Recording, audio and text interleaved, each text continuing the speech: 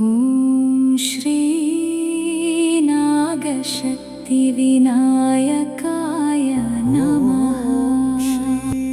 ಪವಿತ್ರ ನಾಗ, ತಮೋಗುಣ, ರಜೋಗುಣ, ಸತ್ವಗುಣ, ಷಟ್ಕೋಣ, ತ್ರಿಕೋಣ. ಶ್ರೀ ನಾಗಶಕ್ತಿ ವಿನಾಯಕ ಮಂಡಲ. ಓಂ ಶ್ರೀ ನ ಗ ಶ ತಿ ವಿ ನ ಯ ಕ ಯ ನ. ಮಹ.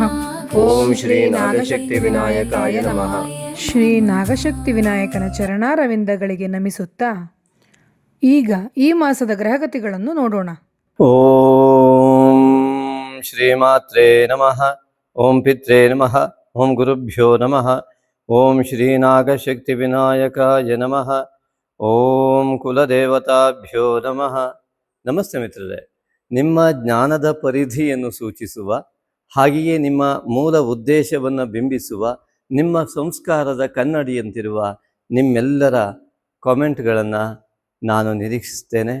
ದಯವಿಟ್ಟು ಕಾಮೆಂಟ್ ಮಾಡಿ, ಅದೇ ರೀತಿಯಾಗಿ ಸಬ್ಸ್ಕ್ರೈಬ್ ಮಾಡಿ, ಶೇರ್ ಮಾಡೋ ಮೂಲಕ ಪ್ರೋತ್ಸಾಹಿಸಿ ಅನೇಕರ ಜೀವನಕ್ಕೆ ಬೆಳಕಾಗಿ. ಆತ್ಮೀಯರೇ, ಈ ಒಂದು ವಿಶೇಷವಾದ ವೈಶಿಷ್ಟ್ಯತೆ ಉಳ್ಳಂತಹ ಆಷಾಢ ಮಾಸಕ್ಕೆ ತಮಗೆಲ್ಲರಿಗೂ ಕೂಡ ಆತ್ಮೀಯ ಸ್ವಾಗತ. ವಿಶೇಷವಾದ ವೈಶಿಷ್ಟ್ಯತೆ ಆಷಾಢ ಮಾಸ.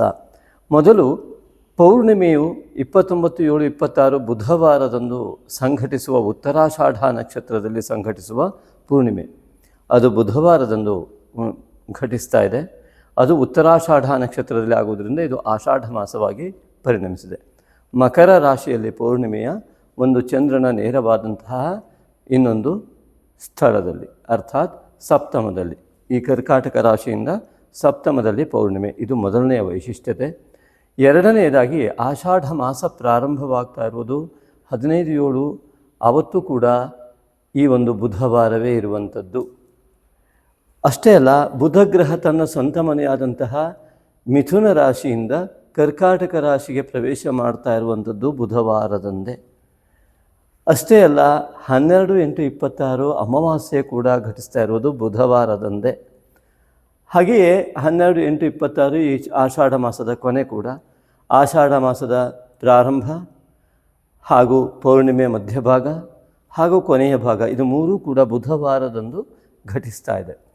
ಇನ್ನು ವಿಶೇಷವಾಗಿ ಯಾವಾಗ ಈ ಬುಧವಾರದಂದು ಆಷಾಢ ಮಾಸ ಪ್ರಾರಂಭವಾಗುತ್ತೋ ಅದೊಂದು ಮಹಾಯೋಗವನ್ನು ಸೃಷ್ಟಿಸಿಕೊಂಡು ಆಷಾಢ ಮಾಸ ಪ್ರಾರಂಭ ಆಗ್ತಾ ಇದೆ. ಈ ಮಹಾಯೋಗ 12 ವರ್ಷಕ್ಕೊಮ್ಮೆಯೂ ಕೂಡ ಲಭ್ಯವಾಗುತ್ತೋ ಇಲ್ಲವೋ ಎನ್ನುವ ಅನುಮಾನ ಇದೆ. ಅತ್ಯಂತ ಮುಖ್ಯವಾಗಿ 12 ವರ್ಷಕ್ಕೊಮ್ಮೆ ಗುರು ಇಲ್ಲಿ ಬರುವಂಥದ್ದು. ಈ 12 ವರ್ಷದಲ್ಲಿ ಪುಷ್ಯ ನಕ್ಷತ್ರದಲ್ಲಿ ಗುರು ವಿರಾಜಮಾನ ಒಮ್ಮೆ ಆಗ್ತಾನೆ, 12 ವರ್ಷಕ್ಕೊಮ್ಮೆ.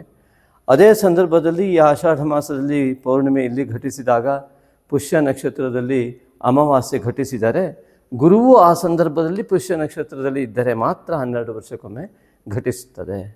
ಆದರೆ ಈ ಒಂದು ಪರಾಭವ ಸಂವತ್ಸರದ ಆಷಾಢ ಮಾಸ ಎನ್ನುವಂಥದ್ದು, ಈ ಗುರುವು ಯಾವಾಗ ಇಲ್ಲಿ ವಿರಾಜಮಾನನಾಗಿದ್ದಾನೆ, ಆ 15ನೇ ತಾರೀಕು ಆಷಾಢ ಮಾಸ ಪ್ರಾರಂಭವಾಗುವ ದಿನದಂದೇ ಬುಧವಾರ ಆದರೂ ಕೂಡ, ಮರುದಿವಸ ಗುರುವಾರ ಆದರೆ ಇದು ಒಂದು ರೀತಿಯ ಗುರುಪುಷ್ಯ ಯೋಗ. ಗುರುವಾರದಂದು ಪುಷ್ಯ ನಕ್ಷತ್ರ ಬರುವಂಥದ್ದು ಒಂದು ಗುರುಪುಷ್ಯ ಯೋಗ ಆದರೆ ಅತ್ಯಂತ ಕಡಿಮೆ, ಅದಾದರೆ 5-6 ತಿಂಗಳಿಗೂ ಒಮ್ಮೆ ಬರುವಂಥದ್ದಾಗಿರುತ್ತೆ. ಇದು ಹಾಗಲ್ಲ, ಇದು ಪ್ರತಿ ಗುರುವಾರ ಬಂದಂತಹ ಪುಷ್ಯ ನಕ್ಷತ್ರದ ಗುರುಪುಷ್ಯ ಯೋಗಕ್ಕಿಂತಲೂ ಅತ್ಯಂತ ಅತ್ಯಂತ ಅತ್ಯಂತ ಪ್ರಬಲವಾದಂತಹ ಗುರುಪುಷ್ಯ ಯೋಗ ಎಂಬುದಾಗಿ ನಾವು ಪರಿಗಣಿಸ್ತಾ ಇದ್ದೇವೆ. ಯಾಕೆಂದರೆ ಗುರು ಮತ್ತು ಚಂದ್ರ ಎರಡೂ ಗ್ರಹಗಳು ಪುಷ್ಯ ನಕ್ಷತ್ರ 2ನೇ ಚರಣದಲ್ಲಿಯೇ ವಿರಾಜಮಾನನಾಗ್ತಾರೆ. ಇದು ಅತ್ಯಂತ ವೈಶಿಷ್ಟ್ಯತೆ. ಒಂದೇ ನಕ್ಷತ್ರ ಒಂದೇ ರೇಖೆಯಲ್ಲಿ ಗುರು ಉಚ್ಚ ಸ್ಥಾನದಲ್ಲಿರುವಾಗ ಆಷಾಢ ಮಾಸ ಪ್ರಾರಂಭ ಆಗುತ್ತೆ. ಹಾಗಾಗಿ ಸಂಪೂರ್ಣ ಆಷಾಢ ಮಾಸವನ್ನು ಪ್ರಬಲ ಗಜಕೇಸರಿ ಯೋಗದೊಂದಿಗೆ ಕಳೆಯುವ ಮಹಾಯೋಗ ಪ್ರತಿ ರಾಶಿಯವರಿಗೂ ಲಭ್ಯವಿದೆ. ಹಾಗಿದ್ದರೆ ಎಲ್ಲರಿಗೂ ಯಾವಾಗ ಲಭ್ಯವಾಗ್ತದೆ ಅಂತ ನಿಮ್ಮ ರಾಶಿಯ ಫಲವನ್ನು ನೋಡಿ ಅದನ್ನು ಅರ್ಥೈಸಿಕೊಂಡು ಅದನ್ನು ಅನುಸರಿಸಿದಾಗ ಖಂಡಿತವಾಗಿಯೂ ನಿಮಗೆ ಇದೊಂದು ಮಹಾಯೋಗ ಸೃಷ್ಟಿಯಾಗ್ತಾ ಇರುವುದರಲ್ಲಿ ಯಾವ ಸಂದೇಹ ಇಲ್ಲ. ಹಾಗಾಗಿ ಈ ಆಷಾಢ ಮಾಸ ಅನೇಕ ವರ್ಜ್ಯ ಮಾಸಗಳಾಗಿ ಕೆಲವರು ಆಚರಣೆ ಮಾಡಿದರೂ ಕೂಡ ಅನೇಕ ವಿಚಾರಗಳಿಗೆ ಇದು ಅತ್ಯಂತ ಮಹಾಯೋಗವನ್ನು ಕೊಡುವ ಗುರುಪುಷ್ಯ ಯೋಗದೊಂದಿಗೆ ಪ್ರಾರಂಭವಾಗುವ ಮಹಾಯೋಗವನ್ನು ನೀಡ್ತಾ ಇದೆ. ಇಂತಹ ಒಂದು ಆಷಾಢ ಮಾಸ ಆ ವಿಶೇಷ ಗುರು ಪೂರ್ಣಿಮೆಗೆ ಸಾಕ್ಷಿ ಆಗ್ತಾ ಇದೆ. ಹಾಗಾಗಿ ಗುರು ಪೂರ್ಣಿಮೆಯ ಶುಭಾಶಯಗಳೊಂದಿಗೆ ಮಿತ್ರರೇ ಈ ರಾಶಿ ಫಲವನ್ನು ಪ್ರಾರಂಭ ಮಾಡೋಣ. ಕನ್ಯಾ ರಾಶಿಯ ಅಧಿಪತಿಯಾದಂತಹ ಬುಧನು ದಶಮದಿಂದ ಏಕಾದಶಕ್ಕೆ ಚತುರ್ಥಾಧಿಪತಿ ಮತ್ತು ಸಪ್ತಮಾಧಿಪತಿಯಾದ ಉಚ್ಚ ಸ್ಥಾನದಲ್ಲಿರುವ ಗುರುವಿನ ಸಾಂಗತ್ಯವನ್ನು ಪಡೆಯುತ್ತಾ ವ್ಯಯಾಧಿಪತಿಯಾದ ರವಿಯ ಸಾಂಗತ್ಯವನ್ನು ಕೂಡ ಪಡಿತಾ ಇರುವಂಥದ್ದು ಏಕಾದಶದಲ್ಲಿ. ಅದ್ಭುತವಾದ ಮಹಾಯುಗ ಈ ಕನ್ಯಾ ರಾಶಿಯವರಿಗೆ. ರಾಶಿಯಲ್ಲಿ ಶುಕ್ರನು ದ್ವಿತೀಯಾಧಿಪತಿಯಾಗಿಯೂ ಮತ್ತು ಭಾಗ್ಯಾಧಿಪತಿಯಾಗಿಯೂ ಪ್ರವೇಶನಾದರೂ ಕೂಡ ನೀಚನಾಗಿರುವುದರಿಂದ ಇದರ ಫಲವನ್ನು ನೋಡ್ತಾ ಈ ಒಂದು ಆಷಾಢ ಮಾಸ ಎಂತಹ ಅನೇಕ ಜನ್ಮಗಳಲ್ಲಿ ಸಿಗತಕ್ಕಂತಹ ಒಂದು ಯೋಗ, ಈ ಆಷಾಢ ಮಾಸದ ಗ್ರಹಸ್ಥಿತಿಯ ಯೋಗ. ಭೌಗೋಳಿಕ ವಿಜ್ಞಾನ ಮತ್ತು ಈ ಜೀವನ ವಿಜ್ಞಾನ ಹೇಗೆ ಹಾಸುಹೊಕ್ಕಾಗಿದೆ ಅಂತಂದರೆ, ಪ್ರತಿನಿತ್ಯ ಸೂರ್ಯೋದಯದಿಂದ ಸೂರ್ಯಾಸ್ತದವರೆಗಿನ ನಮ್ಮ ಜೀವನ ಕ್ರಮ, ಸೂರ್ಯಾಸ್ತದ ನಂತರದ ಜೀವನದ ಕ್ರಮ, ಇವೆಲ್ಲವೂ ಕೂಡ ಪ್ರತಿ ಜೀವಿಯಲ್ಲೂ ಕೂಡ ಪ್ರಭಾವವನ್ನು ಬೀರ್ತವೆ. ಅದೇ ರೀತಿಯಾಗಿ ಈ ಒಂದು ಜಗತ್ತಿನ ಒಂದು ಬಿಂದುವಾಗಿ, ವಿಶ್ವದ ಒಂದು ಬಿಂದುವಾಗಿ ನಾವಿದ್ದೇವೆ. ಹಾಗಾಗಿ ಆ ವಿಶ್ವದ ಒಂದು ಬಿಂದುವಾಗಿ, ಪ್ರಕೃತಿಯ ಒಂದು ಬಿಂದುವಾಗಿ ನಾವು ಪ್ರಕೃತಿಯ ಒಂದು ಸ್ವರೂಪರಾಗಿದ್ದೇವೆ. ಪ್ರಕೃತಿಯ ಬಿಂದುಗಳಲ್ಲಿ ನಾವೂ ಒಂದು ಬಿಂದುವಾಗಿರುವುದರಿಂದಾಗಿ ಪ್ರಕೃತಿಯ ಸಹಜವಾದ ಪ್ರಭಾವ ನಮ್ಮ ಮೇಲೆ ಇದೆ. ಅದೇ ರೀತಿಯಾಗಿ ಯಾವ ಗ್ರಹಸ್ಥಿತಿಗಳು ನಮಗೆ ಯಾವ ರೀತಿಯಲ್ಲಿ ನಮಗೆ ಪರಿಣಾಮವನ್ನು ಉಂಟು ಮಾಡ್ತಾ ಹೋಗ್ತವೆ, ಯಾವ ರೀತಿಯ ಸೂಚನೆಯನ್ನು ಹೊಂದಿಸ್ತವೆ. ನಮಗೆ ಸ್ಥೂಲ ಶರೀರ ಮತ್ತು ಸೂಕ್ಷ್ಮ ಶರೀರ, ಒಳಗಡೆಯ ಜ್ಞಾನ ಇದೆ, ಅನುಭವಕ್ಕೆ ಬರುತ್ತೆ, ತೋರಿಸೋದಕ್ಕಾಗೋದಿಲ್ಲ. ಮನಸ್ಸಿದೆ, ಅನುಭವಕ್ಕೆ ಬರುತ್ತೆ, ತೋರಿಸೋದಕ್ಕಾಗೋದಿಲ್ಲ. ಬುದ್ಧಿ ಇದೆ, ಅದನ್ನು ಅನುಭವದಲ್ಲಿ ಅನುಭವಿಸ್ತೇವೆ, ತೋರಿಸೋದಕ್ಕಾಗೋದಿಲ್ಲ. ಹಾಗೆ ಇವೆಲ್ಲ ಕ್ರಿಯಾಶೀಲವಾಗಿರುವಂತಹ ವ್ಯವಸ್ಥೆಗೆ ಒಳಗಡೆ ಒಂದು ಶಕ್ತಿ ಇದೆ, ಅದನ್ನೇ ಆತ್ಮ ಅಂತ ಕರಿತೇವೆ. ಅದನ್ನು ಕೂಡ ನಮಗೆ ತೋರಿಸೋದಕ್ಕಾಗೋದಿಲ್ಲ, ನಮಗೂ ತಿಳಿದುಕೊಳ್ಳೋದಕ್ಕೂ ಕಷ್ಟ ಇದೆ. ಇಂತಹ ಸೂಕ್ಷ್ಮ ಶರೀರದ ಪ್ರಾಬಲ್ಯತೆಯೇ ಜೀವನದ ಸಾಫಲ್ಯತೆ, ಮನುಷ್ಯ ಜನ್ಮದ ಸಾಫಲ್ಯತೆ. ಅನೇಕ ವರ್ಷಗಳಿಗೊಮ್ಮೆ ನೋಡಿ, ಗುರುವಾರ ಪುಷ್ಯ ನಕ್ಷತ್ರ ಬಂದು ಗುರುಪುಷ್ಯ ಯೋಗ ಬರುವುದೇ ಎಷ್ಟೋ ದಿನಗಳಿಗೊಮ್ಮೆ. ಆದರೆ ಗುರು ಮತ್ತು ಚಂದ್ರರಿಬ್ಬರು ಕೂಡ ಪುಷ್ಯ ನಕ್ಷತ್ರದ 2ನೆಯ ಚರಣದಲ್ಲಿ ಏಕರೇಖತ್ವದಲ್ಲಿ ಇರತಕ್ಕಂತಹ ಮಹಾಯೋಗ ಈ 15/7/26 ಇರುವುದರಿಂದ ಅದೇ ದಿನ ಈ ಆಷಾಢ ಮಾಸಕ್ಕೆ ಚಾಲನೆ ಉಂಟಾಗ್ತಾ ಇರುವುದು ಚಂದ್ರನ ಒಂದು ಪ್ರಾಥಮ್ಯತೆಯಿಂದ, ಅರ್ಥಾತ್ ಪ್ರಥಮ ಪಾಡ್ಯ 1ನೇ ತಾರೀಕು ಅಂತ ಅರ್ಥ. ಅದರಿಂದ ಪ್ರಾರಂಭವಾಗ್ತಾ ಇದೆ. ಆದ್ದರಿಂದ ಈ ಒಂದು ವಿಶಿಷ್ಟವಾದಂತಹ ಜ್ಞಾನಕಾರಕ ಗುರು, ಆತ್ಮಕಾರಕನಂತಹ ರವಿಯಲ್ಲಿ ಲೀನವಾಗುವಂತಹ ಮನಃಕಾರಕ ಚಂದ್ರನು ಕೂಡ ಆ ರವಿಯಲ್ಲಿ ಆತ್ಮನಲ್ಲಿ ಲೀನವಾಗುವ ಮಹಾಯೋಗ, ಅಧ್ಯಾತ್ಮ ಸಾಧನಾ ಯೋಗ. ಅದು ಈ ಕನ್ಯಾ ರಾಶಿಯವರಿಗೆ ರಾಶ್ಯಾಧಿಪತಿಯ ಜೊತೆಗೆ ಏಕಾದಶದಲ್ಲಿ ಮಂತ್ರಕಾರಕ, ವಾಕ್ಕಾರಕನಾದಂಥ ಬುಧ ನಿಮ್ಮ ರಾಶ್ಯಾಧಿಪತಿಯಾಗಿದ್ದು, ಆ ರಾಶ್ಯಾಧಿಪತಿಯು ವಾಕ್ಕಾರಕನಾದಂತಹ ದೇವಗುರು ಬೃಹಸ್ಪತಿಯ ಜ್ಞಾನಕಾರಕನ ಜೊತೆಗೆ ಸರಸ್ವತಿಯ ಜೊತೆಗೆ ಬೆರೆತಿರುವಂಥದ್ದು ಅನೇಕ ಜನ್ಮಗಳ ಜ್ಞಾನವನ್ನು, ಉಚ್ಚ ಸ್ಥಾನದ ಜ್ಞಾನವನ್ನು, ನೀಚ ಸ್ಥಾನದ ಜ್ಞಾನ ಅಲ್ಲ. ಹಾಗಾಗಿ ಉಚ್ಚ ಸ್ಥಾನದ ಜ್ಞಾನ ಅಂದರೆ ಅಧ್ಯಾತ್ಮ ಜ್ಞಾನವಾಗ್ತದೆ. ಆದ್ದರಿಂದಾಗಿ ಅಧ್ಯಾತ್ಮ ಅನೇಕ ಜನ್ಮಗಳಲ್ಲಿ ನೀವು ಮಾಡಿದ ಸಾಧನೆಯ ಅನೇಕ ಮಂತ್ರಗಳ ಸಿದ್ಧಿ ಅಥವಾ ಅನೇಕ ಸಾಧನೆಯ ಸಿದ್ಧಿಯನ್ನು ಮಾಡುವ ಮಹಾಯೋಗ ಏಕಾದಶ. ನಿಮಗೆ ಏಕಾದಶದಲ್ಲಿ ಗುರು ಬುಧ ಚಂದ್ರ ರವಿಯರು ಏಕಾದಶ ಫಲವನ್ನು ಚಂದ್ರರು ಕೂಡ ಕೊಡ್ತಾ ಇರುವುದು, ಮನಸ್ಸು, ಬುದ್ಧಿ, ಜ್ಞಾನ ಎಲ್ಲವೂ ಕೂಡ ಉತ್ತಮ ಫಲವನ್ನೇ ಕೊಡ್ತಾ ಇರುವಂತಹ ಅತ್ಯುತ್ತಮವಾದ ಯೋಗ ಕನ್ಯಾ ರಾಶಿಯವರಿಗೆ. ನಿಮ್ಮ ಯೋಚನೆಗಳು 100 ಯೋಚನೆಗಳು ಬಂದರೆ 100ಕ್ಕೆ 100 ಉತ್ತಮ ಯೋಚನೆಗಳು, 100ಕ್ಕೆ 100 ಉತ್ತಮ ನಿರ್ಧಾರಗಳು, ಅರ್ಥಾತ್ ನಿಮ್ಮ ಜೀವನಕ್ಕೆ ಅಭಿವೃದ್ಧಿದಾಯಕವಾಗುವ ನಿರ್ಧಾರಗಳು, ನಿಮ್ಮ ಅತ್ಯಂತ ಆಳವಾದ ಜ್ಞಾನದ ಮೂಲಕ ತೆಗೆದುಕೊಳ್ಳುವ, ಗುರು ಹಿರಿಯರ ಮಾರ್ಗದರ್ಶನದ ಮೂಲಕ ತೆಗೆದುಕೊಳ್ಳುವ ಮಹಾ ನಿರ್ಧಾರಗಳು ನಿಮ್ಮ ಜೀವನ ಸಾಫಲ್ಯತೆಗೆ ಕಾರಣವಾಗ್ತವೆ. ಅಂತಹ ಮಹಾಯೋಗ ಆಷಾಢ ಮಾಸದಲ್ಲಿ ಸ್ವಾಭಾವಿಕವಾಗಿ ಪ್ರಾಕೃತಿಕವಾಗಿಯೇ ಇಂತಹ ಗ್ರಹಸ್ಥಿತಿಗಳು ನಿಮ್ಮ ಯೋಗವನ್ನು ಸೂಚಿಸ್ತಾ ಇವೆ. ಇದಕ್ಕೆ ಭಾಜನರಾಗಲಿಕ್ಕೆ ಅಡ್ಡಿಯಾಗುವಂತಹ ದೋಷಗಳೇನು ಎಂಬುದಾಗಿಯೂ ಕೂಡ ಚಿಂತನೆ ಮಾಡಬೇಕು. ಯಾಕೆಂದರೆ ಇಂತಹ ಕನ್ಯಾ ರಾಶಿಯಲ್ಲಿ ಹುಟ್ಟಿದರೂ ಅನೇಕರಿಗೆ ಅನಾರೋಗ್ಯ ಕಾಣಬಹುದು. ಶುಕ್ರನ ನೀಚತ್ವದಿಂದ ನೀವು ಸೇವಿಸುವ ನೀರು ಕೂಡ ಅನಾರೋಗ್ಯವಾಗಿ ಪರಿವರ್ತನೆ ಆಗಬಹುದು. ನೀವು ಮಾಡುವ ಇನ್ವೆಸ್ಟ್ಮೆಂಟ್ ಏನಿದೆ ಅದು ಕೂಡ ದ್ವಿತೀಯಾಧಿಪತಿಯಾದ ಶುಕ್ರನು ನೀಚತ್ವವನ್ನು ಹೊಂದಿದ್ದರಿಂದಾಗಿ ಕೆಟ್ಟ ವಿಚಾರದ ಬಳಕೆಗೆ, ಅರ್ಥಾತ್ ಉಪಯೋಗವಿಲ್ಲದ ಅತಿ ಆಸೆಯುಕ್ತವಾದಂತಹ, ಅಂದರೆ ತುಂಬ ಹಣ ಬರ್ತದೆ ಬಡ್ಡಿ ದರಕ್ಕೂ ಏನೋ ಕೊಡುವಂಥದ್ದು, ಅಥವಾ ಅತಿ ಆಸೆ, ಯಾರೋ 1 to ಡಬಲ್ ಹಣ ಮಾಡಿಕೊಡ್ತೀನಿ ಅಂತ ತಗೊಳ್ತಾರೆ. ಹಾಗೆ ಈ ರೀತಿಯಾಗಿ ನಿಮ್ಮ ಹತ್ರ ಹಣ ತೊಗೊಂಡು ಕೊನೆ ಕೊಡೋದೇ ಇಲ್ಲ, ಮೂಲ ಅಸಲು ಇಲ್ಲದೆ ಇರೋ ರೀತಿ ಆಗುತ್ತೆ. ಇಂತಹ ಘಟನೆಗಳನ್ನು ನಿತ್ಯ ನೋಡ್ತಾ ಇದ್ದೇವೆ. ಅದೇ ರೀತಿಯಾಗಿ ಅಂತಹ ಘಟನೆಗಳು ಘಟಿಸುವ ಬಿಂದುವಾಗಿ ನೀವು ಕೂಡ ಅದರೊಳಗೆ ಸೇರಿಕೊಳ್ಬೇಡಿ. ಏಕೆಂದರೆ ಶುಕ್ರ ನೀಚನಿದ್ದಾನೆ. ಈ ಸಮಯದ ಇನ್ವೆಸ್ಟ್ಮೆಂಟ್ ತುಂಬ ಸಮಸ್ಯೆಯನ್ನು ಕೊಡುತ್ತೆ. ಬೇರೆಯವರಿಗೆ ಹಣವನ್ನು ಕೊಡುವುದು ಕೂಡ ಅದು ಪುನಃ ತಿರುಗಿ ಬರುವ ಲಕ್ಷಣವನ್ನು ಹೊಂದಿರೋದಿಲ್ಲ. ಕೊಟ್ಟಂಥ ಹಣ ಬರುವುದಿರಲಿ, ನಿಮಗೂ ಕೂಡ ಯಾರು ಹಣ ಕೊಡೋದ ಸ್ಥಿತಿ ಬರಬಹುದು. ಅದೇ ಶುಕ್ರನ ನೀಚತ್ವ. ಅದಕ್ಕೆ ಲಕ್ಷ್ಮೀನಾರಾಯಣನ ಆರಾಧನೆ ಕನ್ಯಾ ರಾಶಿಯವರಿಗೆ ತುಂಬ ಮುಖ್ಯವಾಗಿ ಕಾಣುತ್ತೆ. ಬುಧನ ಮನೆಯಲ್ಲಿ ಆ ಶುಕ್ರನ ಒಂದು ಸ್ಥಿತಿಗತಿಗಳು ನೀಚತ್ವವನ್ನು ಹೊಂದಿದ್ರಿಂದ ಲಕ್ಷ್ಮೀನಾರಾಯಣನ ಆರಾಧನೆ ತುಂಬ ಮುಖ್ಯವಾಗಿ ಬೇಕು. ಹಾಗೆ ಈ ಒಂದು ಶುಕ್ರ ಕೇತುವನ್ನು ಹೊಂದಿದ್ದು ಅಲ್ಲಿಂದ ಈ ರಾಶಿಗೆ ಪ್ರವೇಶ ಮಾಡ್ತಾ ಇರುವಂಥದ್ದು, ಕೇತುಗ್ರಸ್ತವಾದ ಬುಧನು ಇರುವಂಥದ್ದು ಮತ್ತು ಈ ಒಂದು ಕನ್ಯಾ ರಾಶಿಗೆ ಏಕಾದಶ ಸ್ಥಾನವು ಪ್ರಥಮ ಕೇತು ಛಾಯಾ ಬಾಧಿತ, ಛಾಯಾ ಮಾಯೆಯ ಬಾಧಿತವಾಗಿರುವಂಥದ್ದು.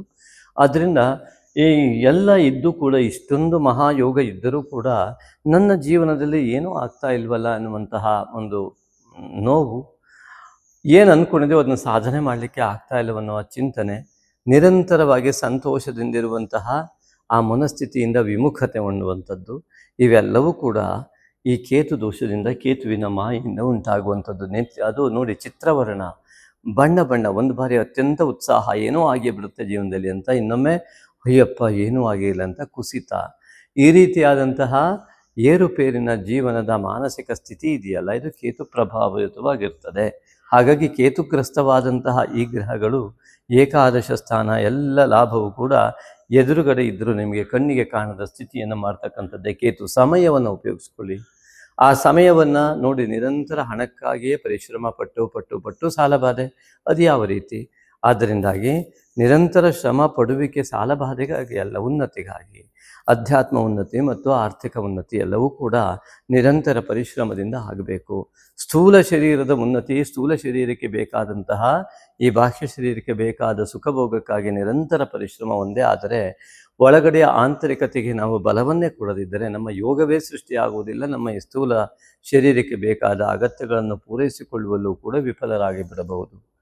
ಆಸೆ ದುಃಖಕ್ಕೆ ಮೂಲ ಎನ್ನುವಂತೆ, ಆಶಾಹಿ ದುಃಖಸ್ಯ ಮೂಲಂ ಎನ್ನುವಂತೆ, ಶುಕ್ರ ಗ್ರಹದ ನೀಚತ್ವದಿಂದ ಅತಿ ಆಸೆ, ಕುಜಗ್ರಹದ ಪ್ರಾಬಲ್ಯತೆಯಿಂದ ಅತಿ ಆಸೆ ಉಂಟಾದರೆ ಖಂಡಿತವಾಗಿಯೂ ಅದು ಗತಿಗೇಡಾಗುತ್ತದೆ ಎನ್ನುವುದರಲ್ಲಿ ಸಂದೇಹ ಇಲ್ಲ.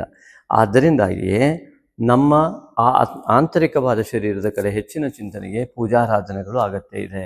ಅದಕ್ಕಾಗಿ ಈ ಕ್ರಮವನ್ನು ಹೇಳ್ತೇವೆ. ಆದರೆ ನಿಮ್ಮ ಚಿಂತನೆಯ ಆಧಾರದ ಮೇಲೆ, ನಿನ್ನ ಜ್ಞಾನಭಟ್ಟ, ನಿಮ್ಮ ಶ್ರದ್ಧಾಭಕ್ತಿ, ನಂಬಿಕೆಗಳ ಆಧಾರದ ಮೇಲೆ ಅಡಿಪಾಯವಾಗಿಟ್ಟುಕೊಂಡು ನಿಮ್ಮ ಚಿಂತನೆಯಂತೆ ಇದನ್ನು ಮಾಡ್ತಾ ಬನ್ನಿ, ನಿಮಗೆ ಉತ್ತಮವಾದ ಫಲ ಲಭ್ಯವಾಗುತ್ತೆ.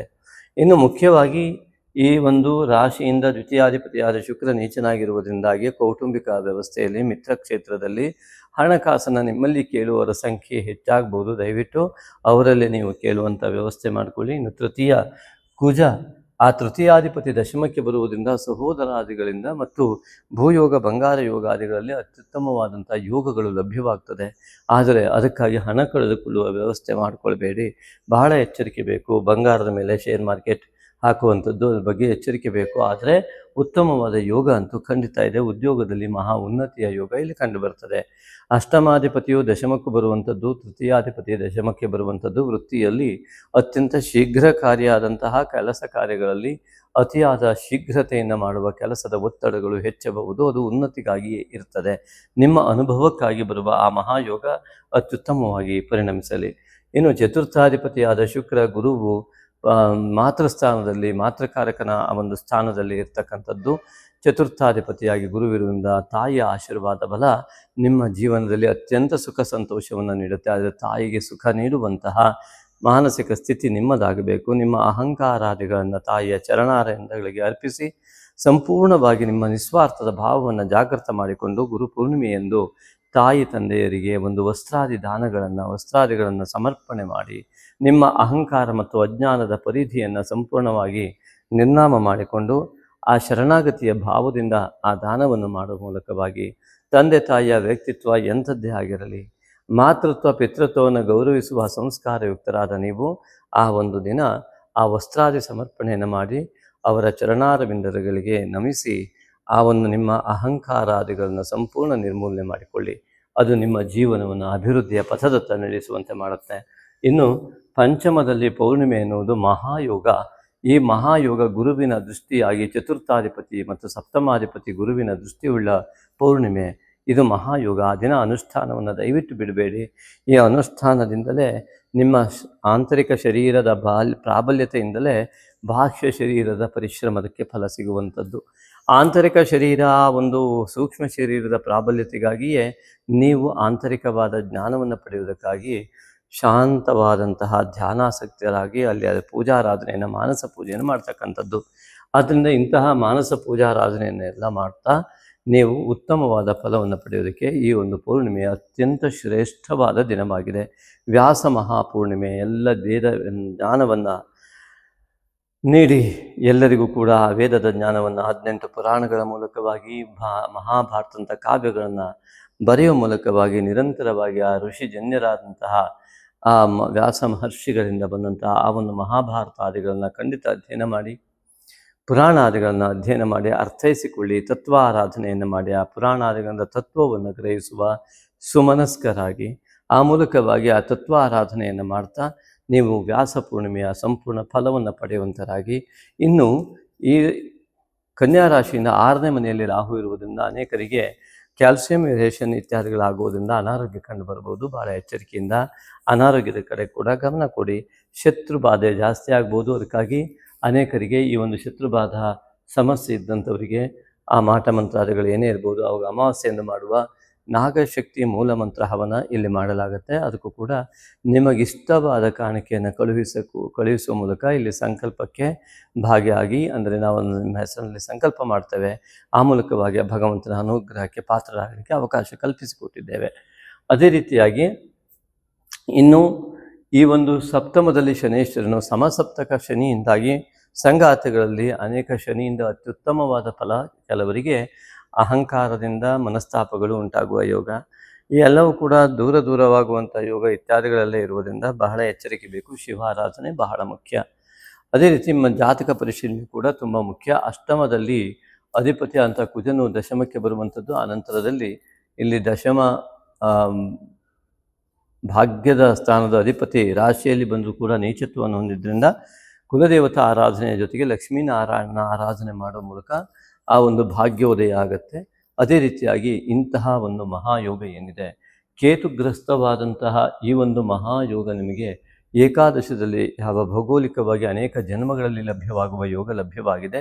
ಅದು ನಿಮಗೆ ಸಂಪೂರ್ಣ ಫಲ ಕೊಡುವಂತಾಗಲಿ ಎಂಬುದಾಗಿ ಕೇತು ಮತ್ತು ರಾಹು ದೋಷ ನಿವಾರಣಕನಾದಂತಹ ಜಗತ್ತಿನ ಮಹಾಮಾಯೆಯ ದೋಷವನ್ನು ನಿವಾರಣೆ ಮಾಡ್ತಕ್ಕಂತಹ ಮಹಾಶಕ್ತಿಯುತನಾದಂತಹ ನಾಗಶಕ್ತಿ ವಿನಾಯಕನಲ್ಲಿ ಭಕ್ತಿಪೂರ್ವಕವಾಗಿ ತಮಗೆಲ್ಲ ಈ ಒಂದು ಮಹಾಯೋಗ ಆಷಾಢ ಮಾಸದಲ್ಲಿ ಲಭ್ಯವಾಗಲಿ ಅಂತ ಹೇಳ್ತಾ ನಾಗಶಕ್ತಿ ವಿನಾಯಕನ ಅಡಿದಾವರಗಳಲ್ಲಿ ನಮಿಸುತ್ತೇನೆ. ನಮಸ್ತೆ. ಶ್ರೀ ನಾಗಶಕ್ತಿ ವಿನಾಯಕಾಯ ನಮಃ. ಶ್ರೀ ನಾಗಶಕ್ತಿ ವಿನಾಯಕ ಪರಿಹಾರ ಧಾಮ ಶಿವಮೊಗ್ಗ ಶಕ್ತಿಧಾಮ. ಇಲ್ಲಿ ವಿಶೇಷವಾಗಿ ನಿಮಗೊಂದು ಆಸಕ್ತರಿಗೊಂದು ಮಾಹಿತಿ. ಪ್ರತಿ ಹುಣ್ಣಿಮೆಯೆಂದು ಮಾಡುವ ನಾಗಶಕ್ತಿ ವಿನಾಯಕ ಮೂಲಮಂತ್ರ ಹವನಕ್ಕೆ ಮತ್ತು ಅಮಾವಾಸ್ಯೆಯನ್ನು ಮಾಡುವ ಶ್ರೀ ನಾಗಶಕ್ತಿ ವಿನಾಯಕ ಮೂಲಮಂತ್ರ ಹವನಕ್ಕೆ ತಮಗೆಲ್ಲರಿಗೂ ಕೂಡ ಆತ್ಮೀಯವಾದಂತಹ ಸ್ವಾಗತದೊಂದಿಗೆ ಅವಕಾಶವನ್ನು ಕೊಡ್ತಾ ಇದ್ದೇವೆ. ಮುಖ್ಯವಾಗಿ ಹುಣ್ಣಿಮೆಯೆಂದು ಯಾವುದೇ ರೀತಿಯಾದ ವ್ಯಾಪಾರ ಅಭಿವೃದ್ಧಿ ಇರಬಹುದು, ಹಣಕಾಸಿನ ತೊಂದರೆಗಳಿದ್ದಲ್ಲಿ ಇತ್ಯಾದಿಗಳಿಗಾಗಿ ವಿಶೇಷ ಸಂಕಲ್ಪವನ್ನು, ನಿಮ್ಮ ಯಾವುದೋ ಕೆಲಸದಲ್ಲಿ ಜಯ ಆಗಬೇಕು ಇತ್ಯಾದಿಗಳಿಗೋಸ್ಕರವಾಗಿ ಆವತ್ತು ಸಾಮೂಹಿಕವಾದಂತಹ ಈ ಒಂದು ಹವನವನ್ನು ನಾವು ಆಯೋಜಿಸ್ತಾ ಇರ್ತೇವೆ ಪ್ರತಿ ಹುಣ್ಣಿಮೆ ಮತ್ತು ಅಮಾವಾಸ್ಯೆ. ಅಮಾವಾಸ್ಯೆಯ ಸಂಕಲ್ಪ, ಮಾಟ ಮಂತ್ರ, ದೃಷ್ಟಿದೋಷ ಇತ್ಯಾದಿಗಳ ನಿವಾರಣೆಗಾಗಿ ನಾಗಶಕ್ತಿ ವಿನಾಯಕನ ಮೂಲಮಂತ್ರದ ಹವನವನ್ನು ಇಲ್ಲಿ ಆಯೋಜಿಸ್ತಾ ಬರ್ತಾ ಇದ್ದೇವೆ. ಇದಕ್ಕೆ ಮುಖ್ಯವಾಗಿ ತಮ್ಮ ಪಾಲ್ಗೊಳ್ಳುವಿಕೆ ಹೇಗೆ, ಅದರ ಫಲವನ್ನು ನೀವು ಪಡೆದುಕೊಳ್ಳುವುದು ಹೇಗೆ ಎನ್ನುವುದು ಅತಿ ಸುಲಭವಾದ ಮಾರ್ಗ. ನೀವು ನಿಮಗೆ ಇಷ್ಟವಾದ ಕಾಣಿಕೆಯನ್ನು ಹುಣ್ಣಿಮೆಗೋ ಅಥವಾ ಅಮಾವಾಸ್ಯೆಗೋ ಅಂತ ಮೆನ್ಷನ್ ಮಾಡಿ ಅದನ್ನು ವಾಟ್ಸಪ್ ಮಾಡುವ ಮೂಲಕವಾಗಿ ಫೋನ್ಪೇ ಅಥವಾ ಗೂಗಲ್ ಪೇಯನ್ನು ಮಾಡಿ ಅದರ ರಿಸಿಪ್ಟನ್ನು ಹಾಕಿ ನಿಮ್ಮ ಮೂಲ ಅಮಾವಾಸ್ಯೆ ಮತ್ತು ಹುಣ್ಣಿಮೆ ಈಗಾಗಲೇ ಹೇಳಿದ ಉದ್ದೇಶದಂತೆ ಆ ಉದ್ದೇಶವನ್ನು ನಮೂದಿಸಿ, ನಿಮ್ಮ ರಾಶಿ, ನಕ್ಷತ್ರ ಮತ್ತು ಉದ್ದೇಶ ಇಷ್ಟನ್ನು ನೀವು ನಮೂದಿಸಿ ನಮಗೆ ವಾಟ್ಸಪ್ ಮಾಡುವ ಮೂಲಕವಾಗಿ ನೀವು ಖಂಡಿತವಾಗಿ ಇದರಲ್ಲಿ ನಿಮಗೆ ಆ ಒಂದು ಫಲ ಸಿಗುವಂಥದ್ದಕ್ಕೆ ಭಾಗವಹಿಸಲಿಕ್ಕೆ ನಿಮಗೆ ಅವಕಾಶ. ಅದೇ ರೀತಿಯಾಗಿ ಅದರ ಪ್ರಸಾದವನ್ನು ಕೂಡ ತಲುಪಿಸುವಂಥ ವ್ಯವಸ್ಥೆಯನ್ನು ಕೂಡ ನಾವು ಆದಷ್ಟು ಪ್ರಯತ್ನಪಟ್ಟು ಮಾಡ್ತಾ ಇದ್ದೇವೆ. ಹಾಗಾಗಿ ಅನೇಕರಿಗೆ ಈಗಾಗಲೇ ಆ ಒಂದು ವ್ಯವಸ್ಥೆಯಿಂದ ಅನುಕೂಲ ಆಗಿದೆ. ನಮ್ಮನ್ನು ಸೃಷ್ಟಿಸಿದ ದೇವರಿಗೆ ಋಣಿಯಾಗಿ ದಾನದಲ್ಲೇ ಶ್ರೇಷ್ಠವಾದ ದಾನವಾದ ಸಾತ್ವಿಕ ದಾನವನ್ನು ಮಾಡಲು ಸಹೃದಯ ಆಸಕ್ತ ದಾನಿಗಳಿಗಿದು ಪುಣ್ಯಕಾಲ. ಶ್ರೀ ನಾಗಶಕ್ತಿ ವಿನಾಯಕನ ದೇವಾಲಯ ನಿರ್ಮಾಣಕ್ಕಾಗಿ ಭಕ್ತಿಭಾವದಿಂದ ನೀವು ನೀಡುವ 1 ರೂಪಾಯಿಯು ನಿಮ್ಮ ಅನೇಕ ತಲೆಮಾರುಗಳವರೆಗೆ ಪುಣ್ಯವನ್ನು ಪ್ರವಹಿಸುವ ದೇಣಿಗೆಯಾಗಿರುವುದು. ಈಗಾಗಲೇ ಶಿವಮೊಗ್ಗದ ಶಕ್ತಿಧಾಮ ಟೌನ್ಶಿಪ್ನಲ್ಲಿ ನಿರ್ಮಾಣ ಹಂತದಲ್ಲಿರುವ ಶ್ರೀ ನಾಗಶಕ್ತಿ ವಿನಾಯಕನ ದೇವಾಲಯಕ್ಕೆ ಸುಮಾರು 1.5 ಕೋಟಿಯಷ್ಟು ನಿರ್ಮಾಣ ವೆಚ್ಚ ತಲುಪಬಹುದೆಂದು ಅಂದಾಜಿಸಿದ್ದು, ದೈವೇಚ್ಛೆಯಂತೆ ಭಕ್ತಿಯುಕ್ತ ಮುಕ್ತ ಮನಸ್ಸಿನಿಂದ 9448507161 ಈ ನಂಬರಿಗೆ ನಿಮಗೆ ದೇವಪ್ರೇರಣೆಯಾದಷ್ಟು ದೇಣಿಗೆಯನ್ನು ಫೋನ್ಪೇ ಅಥವಾ ಗೂಗಲ್ ಪೇ ಮಾಡಿ ರಿಸಿಪ್ಟನ್ನು ವಾಟ್ಸಪ್ ಮಾಡಿ ಟೆಂಪಲ್ ಅಥವಾ ದೇವಾಲಯವೆಂದು ನಮೂದಿಸಿದಲ್ಲಿ ಸೂಕ್ತ ದೇಣಿಗೆಗೆ ವಾಟ್ಸಪ್ನಲ್ಲಿ ರಶೀದಿ ಕಳುಹಿಸಲಾಗುವುದು. ಹೆಚ್ಚಿನ ಮಾಹಿತಿಗಾಗಿ ವಾಟ್ಸಪ್ ಮೂಲಕ ಸಂಪರ್ಕಿಸಬಹುದು. ಸರ್ವೇ ಜನಾಃ ಸುಖಿನೋ ಭವಂತು.